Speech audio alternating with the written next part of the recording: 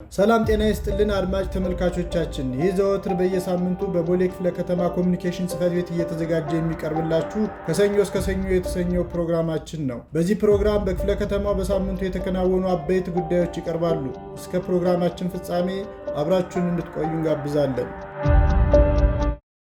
የቦሌ ክፍለ ከተማ የ2018 በጀት ዓመት የሁለተኛ ዙር የሌማት ትሩፋት ንቅናቄ ማስጀመሪያ መርሃ ግብር ተካሄደ። በክፍለ ከተማው በተካሄደው በዚህ የሌማት ትሩፋት የንቅናቄ ማስጀመሪያ መርሃ ግብር ከ11ዱም ወረዳዎች የተውጣጡ የክፍለ ከተማው ነዋሪዎች ለሆኑ 1700 ዜጎች የእንቁላል ጣይ ዶሮዎች ከዶሮ ኬጅና መኖ ጋር ተከፋፍለዋል። በመርሃ ግብሩ ላይ በክብር እንግድነት የተገኙት የአዲስ አበባ ከተማ አስተዳደር ትምህርት ቢሮ ኃላፊ ዶክተር ዘላለም ሙላት ባደረጉት ንግግር የከተማ ግብርና ዘርፍ ባለፉት ዓመታት ዘርፈ ብዙ ጠቀሜታዎችን በማስመዝገብ ውጤታማ እንቅስቃሴ የተደረገበት መሆኑን አውስተው ከ2015 ጀምሮ በሌማት ትሩፋት በርካታ የከተማ ነዋሪዎች የምግብ ፍጆታቸውን ለመሸፈንና ለገበያ በማቅረብ በኢኮኖሚ ተጠቃሚ ለመሆን መብቃታቸውን አመላክተዋል። የቦሌ ክፍለ ከተማ በሌማት ትሩፋት ዘርፍ ያስመዘገባቸው ስኬቶች ተጠናክረው እንዲቀጥሉ በአስተዳደሩ እየተደረጉ ያሉ ተግባራት የሚደነቁ መሆናቸውን ያመለከቱ ዶክተር ዘላለም በአራተኛው ዓመት ሁለተኛ ዙር የሌማት ትሩፋት ንቅናቄ ተጠቃሚ የሆኑ ወገኖች ባገኙት እድል ተጠቅመው ከራሳቸው ባለፈ ቤተሰባቸውንና ሕብረተሰቡን መጥቀም እንደሚገባቸው አሳስበዋል። የአዲስ አበባ ከተማ አስተዳደር አርሶ አደርና ከተማ ግብርና ልማት ኮሚሽን ኮሚሽነር አቶ ባዩ ሽጉጤ በበኩላቸው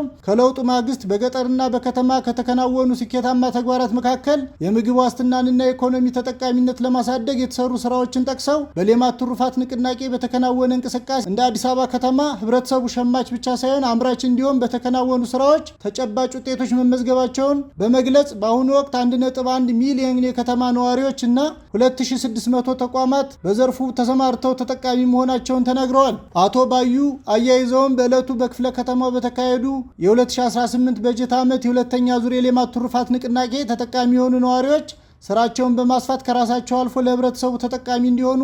ኮሚሽኑ የክፍለ ከተማና የወረዳ አርሶ አደርና ከተማ ግብርና ልማት ጽሕፈት ቤቶች የሙያና የግብዓት ድጋፍ እንዲሁም የገበያ ትስስር በመፍጠር አስፈላጊው ድጋፍ እንደሚያደርጉ ገልጸዋል። የቦሌ ክፍለ ከተማ አስተዳደር ዋና ስራ አስፈጻሚ ዶክተር እሸቱ ለማ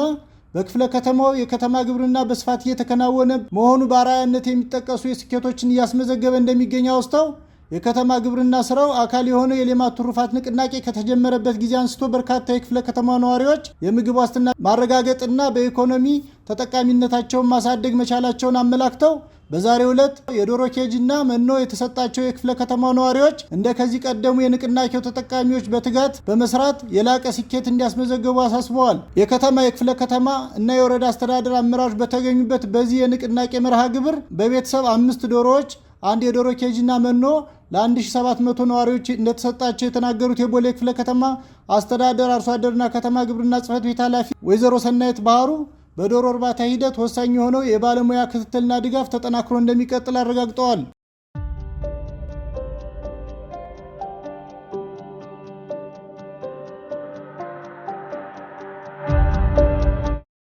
በቦሌ ክፍለ ከተማ ኮሚኒኬሽን ጽሕፈት ቤት አዘጋጅነት በክፍለ ከተማው የሰላምና ጸጥታ አስተዳደር፣ የደንብ፣ የፍትህ እንዲሁም የአካባቢ ጥበቃ ጽሕፈት ቤት የሥራ ኃላፊዎችንና የክፍለ ከተማውን ነዋሪዎች ፊት ለፊት ያገናኘ የእንጠያየቅ መድረክ ተካሂደዋል። በመድረኩ መልእክት ያስተላለፉት የቦሌ ክፍለ ከተማ ዋና ስራ አስፈጻሚ ጽሕፈት ቤት ኃላፊ አቶ ከበደ ፈይሳ እንዳሉት ከለውጡ ማግስት በክፍለ ከተማው በርካታ ሰው ተኮር ተግባራት የተከናወኑ መሆኑን በማስታወስ ክፍለ ከተማው በከተማ ደረጃ በተከታታይ ዓመታት በተካሄደ ምዘና አንደኛ ደረጃ በመያዝ በክብርት የአዲስ አበባ ከተማ ከንቲባ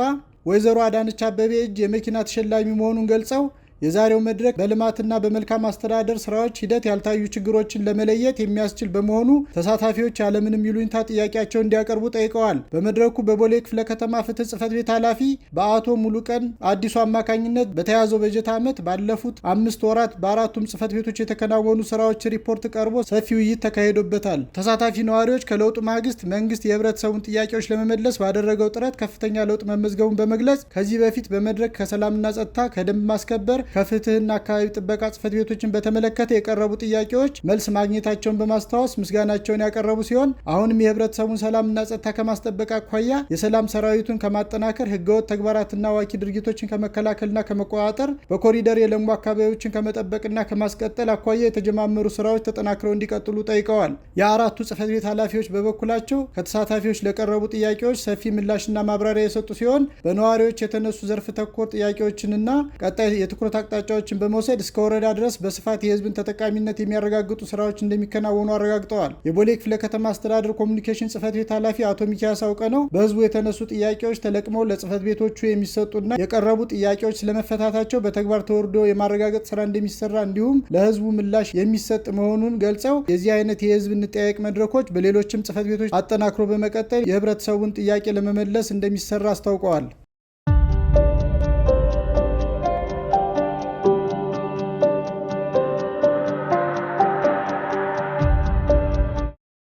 የአምራች ኢንዱስትሪዎችን ችግር ከባለድርሻ አካላት ጋር በመፍታት ምርታማነትን ለመጨመር መስራት እንደሚገባ ተገለጸ። የአዲስ አበባ ከተማ ምክር ቤት የንግድ ኢንዱስትሪና ቱሪዝም ጉዳዮች ቋሚ ኮሚቴ በቦሌ ክፍለ ከተማ ስር የሚገኙ የአምራች ኢንዱስትሪ ተቋማት ላይ የመስክ ምልከታ አደረገ። በምልከታውም በቦሌ ክፍለ ከተማ ስር የሚገኙት የተራራ ቡና ንግድ ድርጅት፣ ሀብቴ ጋርመንትና ህትመት እንዲሁም ጌታብ እንጨት ብረትና አልሙኒየም ስራ ድርጅት አጠቃላይ እንቅስቃሴ ተቃኝቷል። የቋሚ ኮሚቴው አባላት በጉብኝታቸው በመንግስት በህብረተሰቡና በአካባቢው በሚገኙ ኢንዱስትሪዎች ትብብር በመገንባት ላይ የሚገኘውና 1.3 ኪሎ ሜትር ርዝመት ያለው የውስጥ ለውስጥ የአስፓልት መንገድ የደረሰበት ደረጃ የተመለከቱ ሲሆን ስለ ስራ እንቅስቃሴውም በቦሌ ክፍለ ከተማ አስተዳደር የኢንዱስትሪ ልማት ጽህፈት ቤት ኃላፊ አቶ ኡመር አብዲና በወረዳ 7 ዋና ስራ አስፈጻሚ አቶ ተስፋዬ ቦንሳ ገለጻ ተደርጎላቸዋል። በጉብኝቱም የአስፋልት መንገዱ ለአምራች ኢንዱስትሪዎች ሰፊ ጠቀሜታ እንዳለው ተመላክቷል።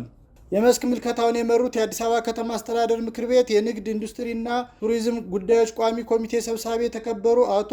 ጋትወች ወር እንደገለጹት ኢንዱስትሪዎች ለሀገር እድገት መሰረት መሆናቸውን ጠቁመው የአምራች ኢንዱስትሪዎችን አቅም በማሳደግ ተኪ ምርት በማምረት የውጭ ምንዛሬ በማስገኘትና ዘላቂ የሆነ የስራ ዕድል በመፍጠር በክፍለ ከተማዋ አመርቂ ውጤት እየተመዘገበ መሆኑን የተመለከቱ መሆኑን በመግለጽ አምራች ኢንዱስትሪዎችም ሁሉንም ድጋፍ ከመንግስት ባለመጠበቅ ፈጠራን በማሻሻል የራሳቸውን ጥረት በመጨመር ውጤታማ መሆን እንዳለባቸው አሳስበዋል። ተቋማቱ በበኩላቸው ለበርካታ ሰዎች የስራ ዕድል መፍጠራቸውን በማመላከት ከዚህ ቀደም ሲያነሱት የነበሩትን የመሰረተ ልማት ጥያቄዎች መንግስት እየፈተላቸው መሆኑን ገልጸው በመንግስት የተሰጣቸው ማስፋፊያ ቦታ በአግባቡ ለማልማት እንዲችሉ በዘርፉ የሚታዩትን ተግዳሮቶች በተመለከተ ቋሚ ኮሚቴው ድጋፍ ሊያደርግላቸው እንደሚገባ ጠይቀዋል።